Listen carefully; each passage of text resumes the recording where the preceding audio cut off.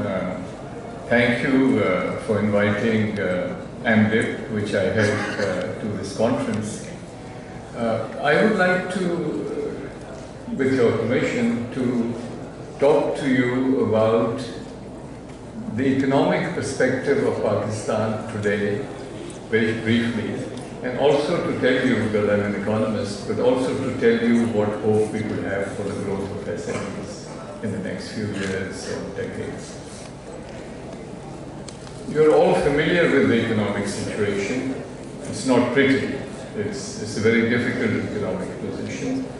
Primarily, as you are aware, because our balance of payments is in deficit of something between $20 to $30 billion. And we don't know what to do. We know what will happen, which is that we need to restrict growth in order to stop the economy from expanding and sucking in these imports. But what effect will this have on the SME sector and for all of us in Pakistan? I'd like to divide the discussion into just three parts. And I'd like to think about what I call the 3-2-3 set of policies which we require in each of the major macroeconomic sectors. The first thing is that on the balance of payments, it's very clear that we need to get our imports down. To get our imports down, you have only one mechanism which is very effective, which is the exchange rate. The exchange rate has been depreciating and we are all upset. Every day we see the dollar becoming stronger. I just like to say that's very good for SMEs. Just think about it. As the dollar becomes smaller, SMEs are going to grow in Pakistan. We don't want to go into inflation, but that's a plus.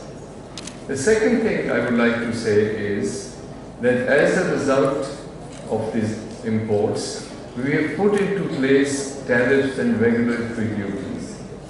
That's a plus. That's a great plus for SMEs. And the third point which I wanted to make is that we are seriously thinking about renegotiating our FTAs, which has destroyed our SME sector, particularly the free trade agreement with China. If we can do that successfully, that's the plus for SMEs. So on the foreign trade side, I personally think we are very well positioned to improve the SME sector. The second sector I'd like to talk about is the monetary sector. Here it's a mixed bag. Mixed bag because if you think about one part of the monetary sector, which is interest rates.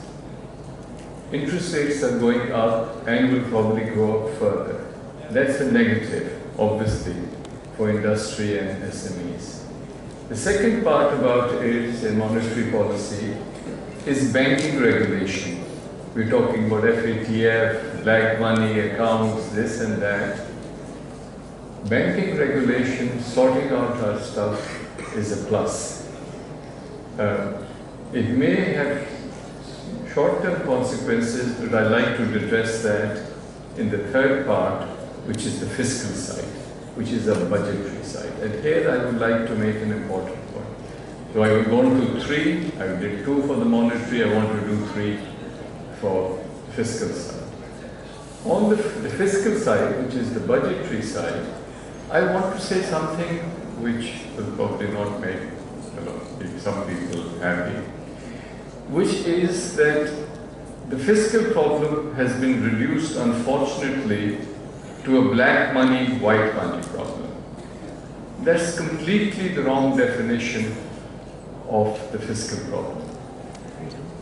FATF, the Financial Action Task Force, has no interest in whether you pay taxes or not. All it wants to make sure is that you are not using criminal money, drug money, other money, bribery, corruption money in the banking system. it has no problems with whether you're paying taxes or not. So what I would like to actually say is that on the fiscal side, I would request you to think through, which is, don't use this whole thing that we have to pull everybody into the formal taxation sector as the primary goal of fiscal policy.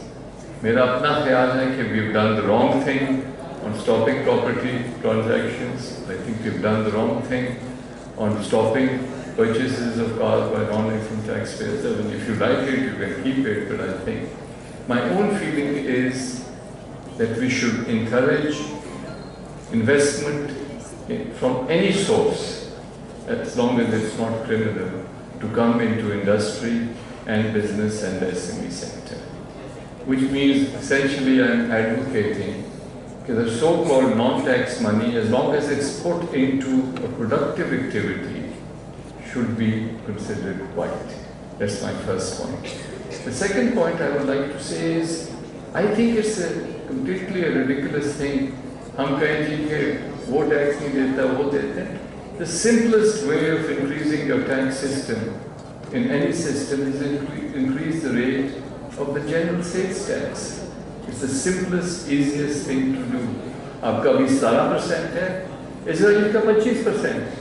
आप 18% कर लें, 19% कर लें. It's a very painless way of raising resources, and it does the trick. The third point I would like to make, and I'd like to end up here, is to say that the power sector is the biggest enemy, as is presently functioning today, of the SME sector. We need to fix it. The only way I believe we can fix it is to hand over these companies to the provinces which are stealing, which their people are stealing the power, and you people, not only students but the SME sector is paying for it. We should reduct it. उनको उन्होंने बड़े अच्छी तरह NFC award में 56% सारे मुल्क के पैसे दे दिए रेवेन्यूज के. उनके फिस्कल ट्रांसफर्स में से आप उनके अपने जो उनकी कंपनीज हैं जो जिनमें चोरी हो रहा है उनसे पैसे निकाल लें. उससे पावर की कीमत खत्म हो जाएगी, कम हो जाएगी, and we'll be fine. So in retrospect, if I have to, I'm not saying this is some thoughts. You probably have other thoughts. These gentlemen have lots of other thoughts. All I'm saying is, think of, unfortunately, this very tricky situation is both a threat, but it's also an opportunity. It's a great opportunity to make Pakistan free again, and that we can develop our industrial and commercial and other sectors, and inshallah, grow our most important sector, which provides the most employment for everybody, which is the SME sector. I compliment UMT and SMEDA for this great conference. I sat through a portion of it. It's been wonderful. I would like to end, if I may, by remembering a dear colleague, Dr. Sohaib Ural. He was a great educationist, founded UMT. We are very proud of, I come from the Lahore School of Economics. I want to say the Lahore School of Economics, in fact, all the business schools in Pakistan, the entire education sector, he has served extremely well, and we will miss him. And thank you so much. Thank you.